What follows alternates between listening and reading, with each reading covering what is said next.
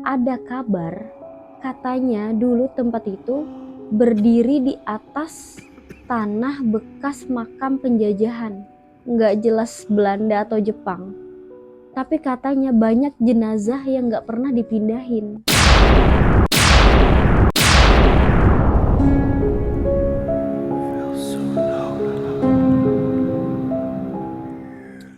Assalamualaikum warahmatullahi wabarakatuh. Balik lagi sama aku di Ngapeh Malam. Dan pada malam ini aku mau bawain cerita tentang rumah sakit.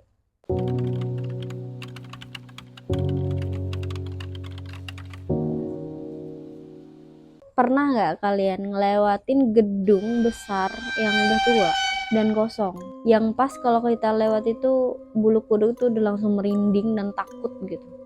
Padahal siang bolong. Ada satu rumah sakit lama di sebuah kota kecil. Dulu tempat ini penuh pasien, suara langkah kaki perawat, tawa anak-anak yang lagi sembuh, dan tangisan keluarga yang nunggu di lorong. Semua pernah hidup di tempat itu. Tapi sekarang yang tersisa cuma bayang-bayang.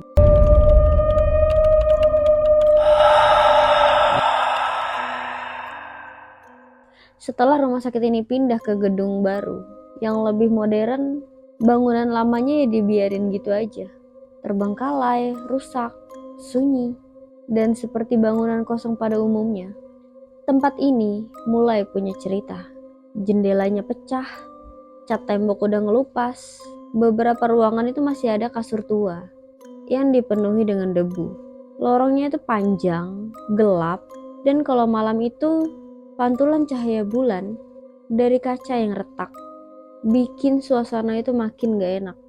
Warga sekitar bilang mereka kadang dengar suara ranjang itu didorong-dorong sendiri, padahal gak ada siapa-siapa di sana.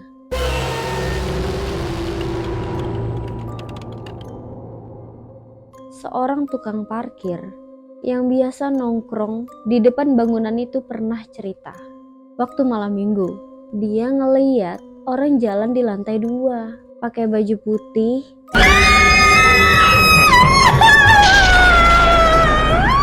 Jalan itu pelan aja, tapi anehnya langkahnya itu nggak nimbulin suara, ya kayak ngambang aja.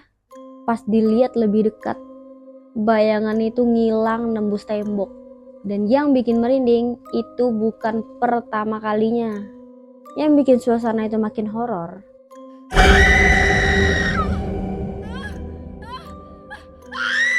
ada kabar katanya dulu tempat itu berdiri di atas tanah bekas makam penjajahan. Nggak jelas Belanda atau Jepang. Tapi katanya banyak jenazah yang nggak pernah dipindahin. Tapi ya kayak banyak cerita angker lainnya lah. Atau mungkin emang sengaja dikubur dalam-dalam. Tapi ada satu tempat yang paling dihindari, yaitu ruang jenazah lama.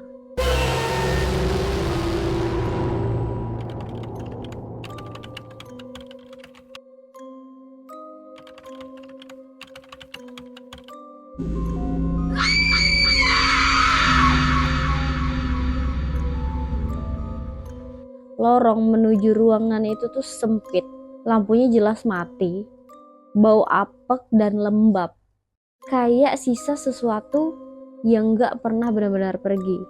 Beberapa orang yang nekat masuk pernah bilang, mereka itu dengar suara orang nangis dari dalam lemari jenazah, tapi pas dibuka kosong.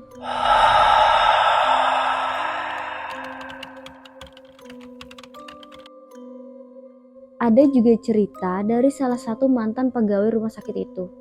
Namanya itu Pak Juna. Dulunya dia itu bagian kebersihan. Kerja dari awal rumah sakit itu berdiri. Sampai tutup.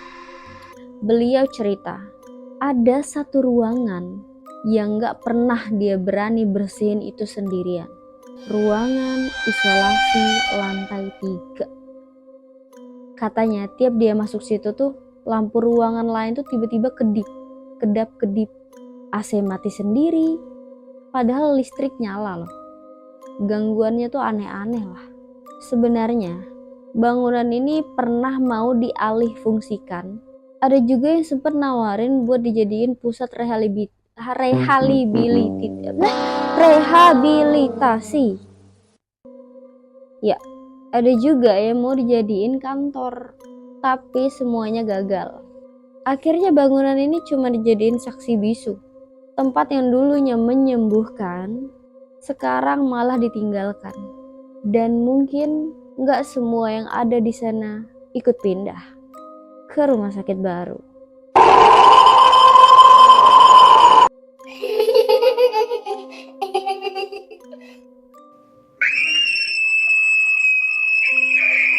Ada bangunan yang dibiarkan karena nggak terpakai.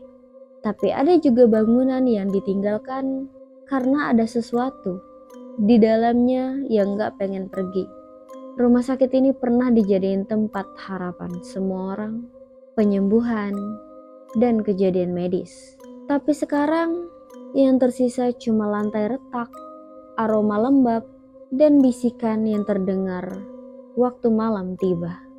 Mereka yang pernah tinggal di sana, pasien yang gak pernah sembuh, jiwa-jiwa yang terlupakan, mungkin masih di sana, menunggu dalam gelap, dalam diam. Anjay, serius banget dah gue.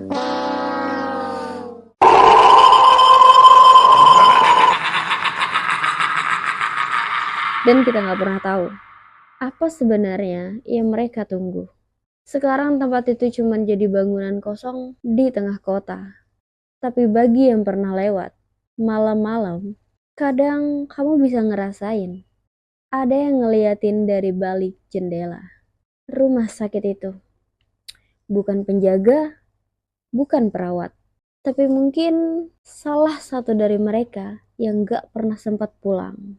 Kalau kamu ketemu tempat yang kayak gini, jangan coba-coba deh asal masuk ya. Kadang tempat yang kosong gak sepenuhnya kosong.